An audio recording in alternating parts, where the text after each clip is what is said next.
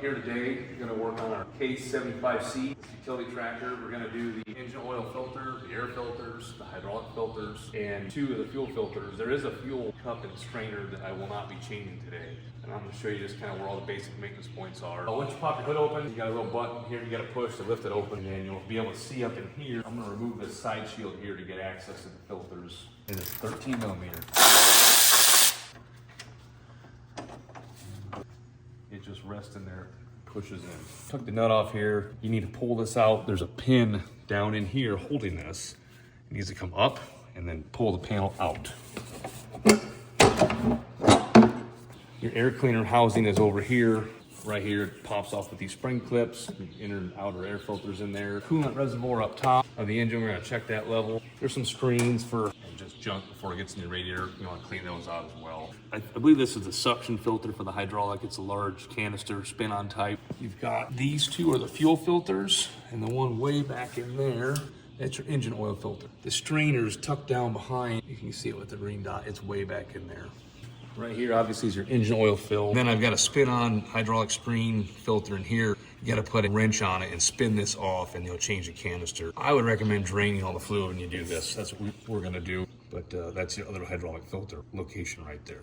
Here's your dipstick for your hydraulic system, and then your fill for the hydraulic is over here, and then the drain for the hydraulic system is right here.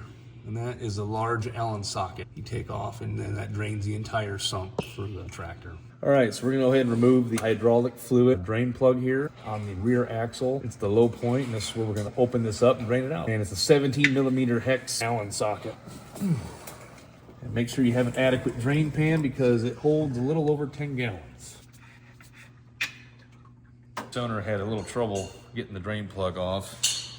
And you'll see too in the O-ring, it's kind of got a cone shape to it. It's not round anymore. So I got a new drain plug, and I'm gonna put a new O-ring in it. Get this put back in so we can get it filled back up. And this does not need to be incredibly tight. I wanna double check my seal. Looks pretty good. We're gonna go ahead and change the metal screen for the hydraulic system. It's right here. This is underneath the cab next to the loader valve on the right side. And it's a 32 millimeter wrench. Shouldn't be too tight. And this metal housing is going to get reused. We'll replace it with the stainless screen that goes inside of it.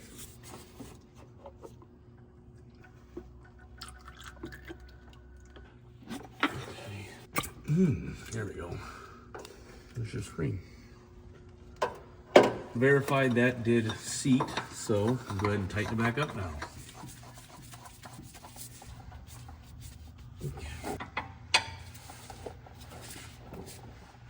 All right, snug is good.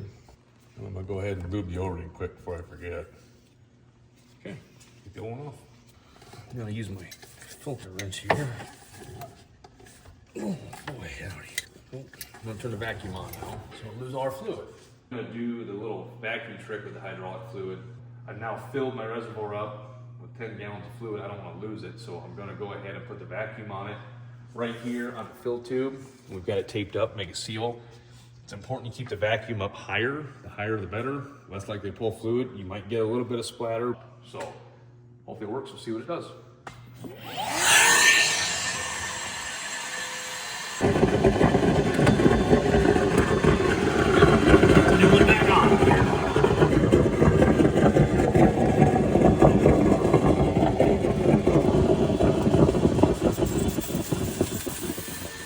There you go.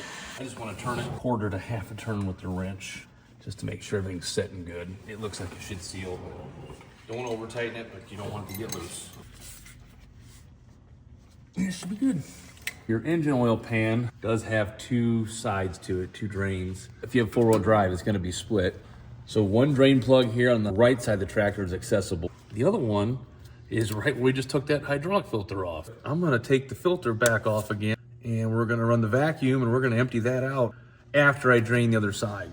And I wanna get all the oil out. I don't wanna leave it sit. We'll see how much actually is held up that way.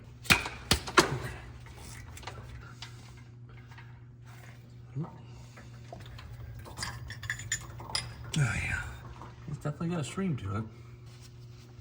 Okay.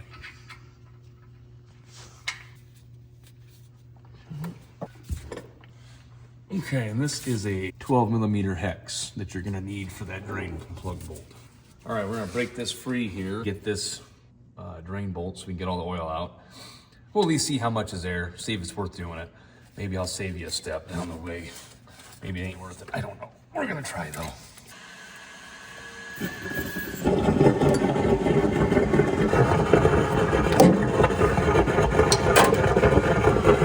Maybe half. Okay, well, not worth the hassle.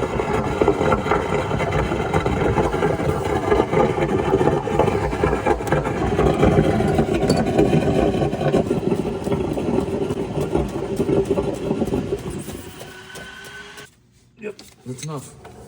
Looks to me like we're gonna have to take this fuel filter off to get to the oil filter.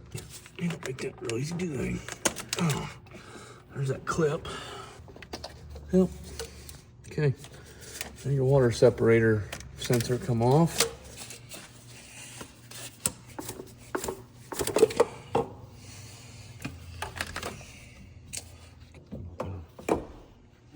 There's a piece here and a piece over here. Should be able to squeeze it just your fingers and it should release.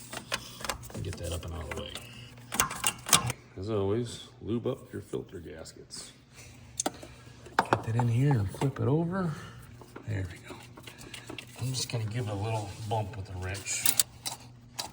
That'll be it. It's down, there it is. I'm gonna tighten this my hand.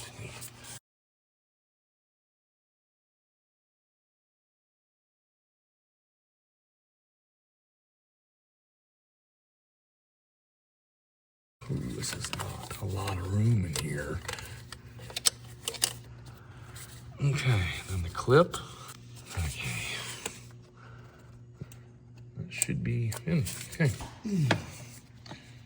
Okay, one turn's all you need, and then pump till you get fluid to come out. Probably have to put this back on, huh?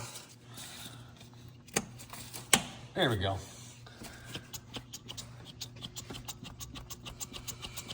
There we go. Fluid's coming out. Next, we're gonna be changing the air filter here. You've got these clips on it. There's 4 of them. They just flip up, back out of the way. And then this housing falls off. You wanna inspect this, make sure there's no buildup of dirt and whatnot, and also squeeze your ejector boot. That's where the dust is supposed to go. Grab your filter, just pull it straight out. And if you look inside here, you got an inner filter, and it's got 2 rings on it. Your fingers to grab a hold of. And pull that out. Then you're gonna take your new filter, push it back in there. Make sure you push, it's gonna be a snug fit, and you're gonna feel that it's sitting flush with the lip that it goes in there too. See how that fits? Then your air filter will go back in, straight back in and push in like that. Hold these clips back, they'll tend to get caught. Feel it catch, snap lock them in. There you are. Putting in the last little bit here. So it's like right about 9 quarts this thing holds of engine oil, according to the book. Pretty good. Once I start it, that'll fill that oil filter up and we'll be right on the money. So your fill, the hydraulic system is right here, and your dipstick is right here. I'm gonna go ahead and clean this off and get a funnel and prep to fill. I don't want any dirt or contaminants here when I'm taking the cap off. Important tip, I think, is to make sure that the dipstick is pulled out. So when you're filling, your funnel will dump quicker and you won't have bubbles blowing back at you. Like I said, take a little over 10 gallons, and I'm gonna put in about 10 and check it and see where we're at. And we're a little low. We're gonna top that off now after that fluid change.